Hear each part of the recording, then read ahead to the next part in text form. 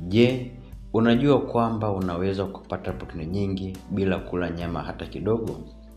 Ndiyo, umesikia vizuri. Watu wengi wameamini kwa muda mrefu kwamba nyama ndiyo chanzo kikuu cha nguvu, lakini ukweli ni huu. Kuna vyakula vya mimea vinavyozidi nyama kwa kiwango cha protini na vina faida kwa afya yako. Leo nitakuonyesha vyakula vya mimea vyenye protini nyingi ya ajabu, kwa nini vinaweza kuwa bora kuliko nyama, na jinsi ya kuanza kubadilisha lishe yako kuanzia leo. Usiondoke. Kaa nasi mpaka mwisho wa video hii. Unaweza kubadili kabisa mtazamo wako kuhusu chakula. Utakuwa nami Daktari Lenny Komba nikikuletea mada hii kwa undani. Kama ulikuwa bado kujiunga nasi, bonyeza alama subscribe kengele pembeni yake, utakuwa umejiunga nasi. Protini ni moja ya virutubisho muhimu zaidi ambavyo mwili wako unahitaji kila siku. Fikiria hivi: kila misuli unayoiona, kila seli ndani ya mwili wako, hata kinga inayokulinda dhidi ya magonjwa, vyote vinategemea protini. Protini hufanya kazi hii muhimu. Kwanza, kujenga na kuimarisha misuli, kurekebisha seli zilizochoka na kuharibu, kutengeneza homoni maalum za mwili, kusaidia utengenezaji wa vimeng'enya enzymes vinavyorahisisha mmeng'enyo wa chakula, kuimarisha kinga ya mwili dhidi ya maradhi. Kwa lugha rahisi, protini ni nguzo ya uhai wa mwili wako. Bila protini ya kutosha, mwili hudhoofika, unachoka haraka, kinga ya mwili hupungua, na hata ukuaji wa misuli husimama. Lakini hapa ndipo dhana potofu huingia. Watu wengi wameaminishwa kwamba bila nyama huwezi kupata protini ya kutosha. Hii si kweli kabisa. Ukweli ni kwamba kuna vyanzo vingi vya protini vinavyotoka kwenye mimea na vinaweza kukupa mahitaji yote ya mwili wako bila matatizo yoyote. Sasa nielewe vizuri. Kula nyama ni kosa. Kula nyama si kosa, lakini tatizo linaanza pale tunapokula kupita kiasi au kutegemea nyama kama chanzo pekee cha protini kila siku. Kwa nini? Kwa sababu ulaji wa nyama, hasa nyama zenye mafuta mengi, unaweza kuleta changamoto kubwa kwa afya yako. Baadhi ya madhara yake ni pamoja na kuongezeka kwa mafuta mwilini.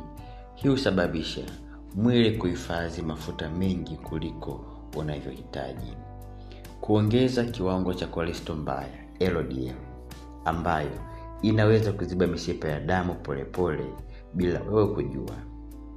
Hatari kubwa ya magonjwa ya moyo, moja ya sababu kuu ya vifo duniani.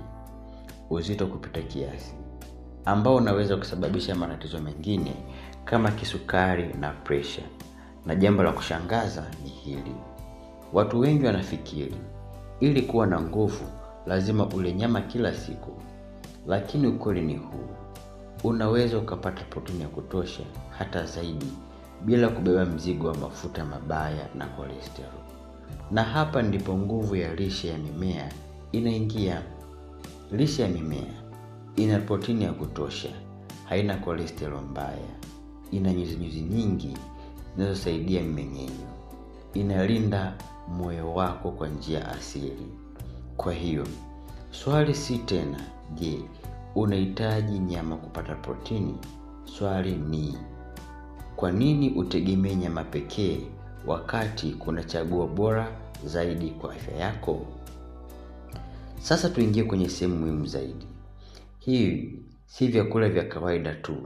Hivi ni vyanzo vya nguvu vinavyoweza kubadilisha kabisa afya yako bila kutegemea nyama. Yaani vyakula vya mimea vyenye protini nyingi. Chakula cha kwanza ni dengu au lentils. Kikombe kimoja kina takriban gramu 18 za protini. Faida zake: husaidia mmeng'enyo kutokana na nyuzi nyingi, yaani fiber. Hutoa nishati ya kudumu bila kushuka haraka. Ina madini ya chuma ambayo ni muhimu kwa ajili ya kuongeza kiwango cha damu. Chakula cha pili ni maharagwe aina zote.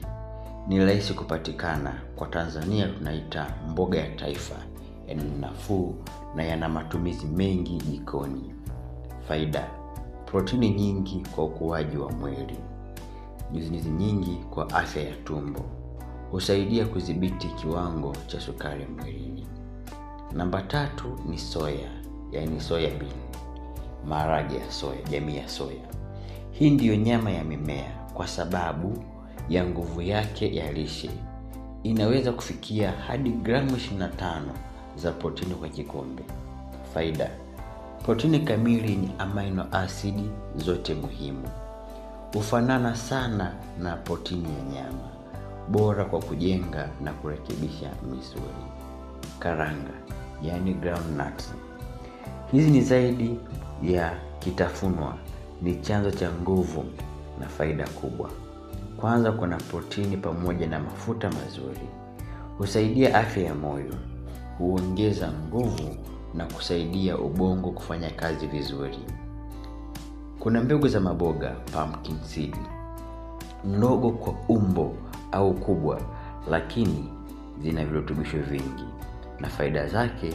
Kwanza, tunapata protini nyingi ukilinganisha na uzito wake.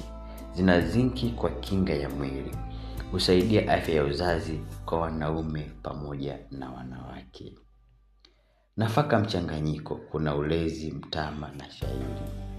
Ukichanganya nafaka hizi unapata lishe kamili zaidi. Faida: hutoa protini ya kutosha ukiunganisha aina mbalimbali. Huongeza nishati ya mwili na husaidia mmeng'enyo kutokana na nyuzinyuzi, yani fiber. Quinoa. Hiki ni chakula cha kipekee sana miongoni mwa mimea na faida zake ni protini kali, yani complete protein, rahisi kumeng'enywa tumbo, lakini pia ina madini muhimu kama magnesium. Kuna mbegu za chia, ni ndogo lakini zenye nguvu kubwa ya lishe. Faida: ina protini pamoja na omega 3, husaidia mmeng'enyo, kutoa nguvu ya muda mrefu. Namba 9 ni rose au almonds. Hizi ni bora sana kama vitafunwa vya afya.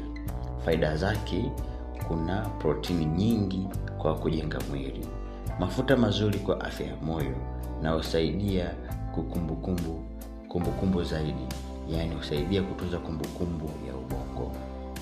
Mchicha pamoja na spinach. Ingawa si juu sana kwa protini, mchicha una mchango muhimu na faida yake: una chuma na vitamini nyingi, husaidia kuongeza damu mwilini na huchangia kuongeza kiwango cha protini unapoliwa mara kwa mara. Kama unavyoona, kuna sababu ya kutegemea nyama pekee ili kupata protini. Ukichanganya vyakula hivi kwa usahihi, unaweza ukapata protini ya kutosha au hata zaidi kutoka kwenye mimea. Na hii ndiyo siri ya watu wengi hawajui. Swali kubwa: je, mimea inaweza kukupa protini unayohitaji? Jibu ni ndio, lakini kuna siri ndogo.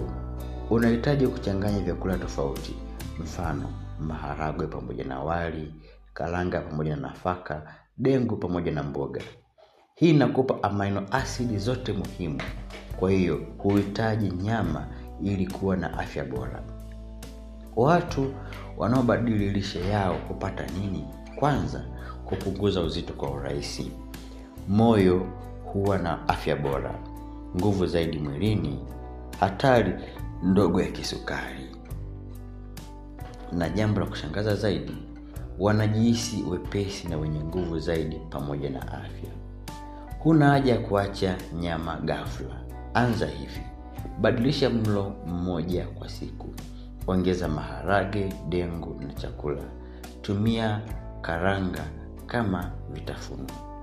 Hatua ndogo, matokeo makubwa.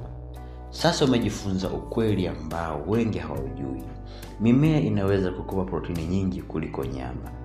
Swali ni hili: utaendelea na mtindo ule ule au utaanza kubadilisha maisha kuanzia leo? Na mimi nimejifunza kitu kipya. Basi ni wakati wako kubonyeza like, toa maoni yako hapo chini na subscribe ili kupata mafunzo zaidi ya afya. Nikutakie siku njema na Mungu akubariki.